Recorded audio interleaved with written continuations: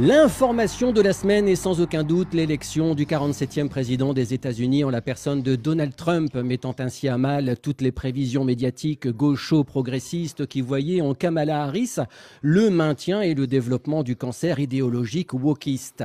Preuve est faite que, tout compte fait, seule une minorité s'y intéressait, minorité qui, à force d'insistance, n'a fini par obtenir que l'exact contraire auprès de la majorité, le rejet absolu de toutes ces fariboles.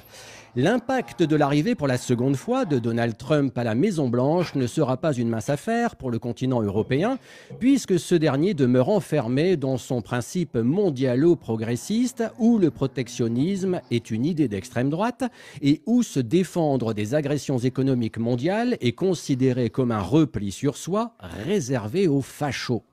Dans un monde où la compétition économique fait rage, la naïveté et la déconnexion de l'Union européenne ne manqueront pas, si elle ne se réveille pas, de nous laisser sur le carreau. Emmanuel Macron, qui œuvre à saccager la France depuis 7 ans, se permet, en réponse à l'élection de Trump, de déclarer que les Européens ne peuvent pas être des herbivores face à un monde peuplé de carnivores. S'étend à employer des mots qui peuvent parfois séduire, mais jamais suivis d'effets et encore moins de conséquences positives pour la nation française, puisque seule la souveraineté européenne l'importe, la souveraineté française, dont il devrait pourtant être le garant, lui écorche la gueule et doit probablement le faire vomir en coulisses.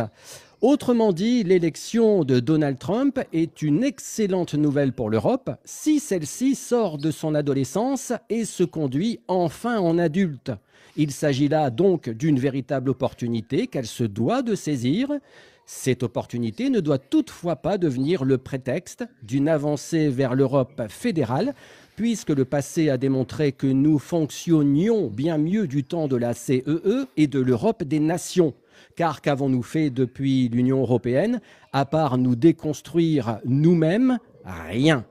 Autre opportunité, celle des électeurs européens, et particulièrement français, qui ont désormais pour mission de dégager le macronisme, mais aussi le gauchisme et le progressisme, tout en se régalant, tout en se régalant de leurs larmes qui ne manqueront pas de couler, comme depuis le 6 novembre 2024. En tout cas, merci Elon Musk, merci Donald Trump.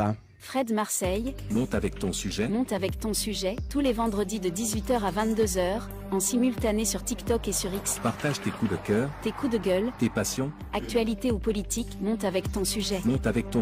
Rendez-vous sur le compte Fred Marseille sur TikTok et sur X. Tous les vendredis de 18h à 22h.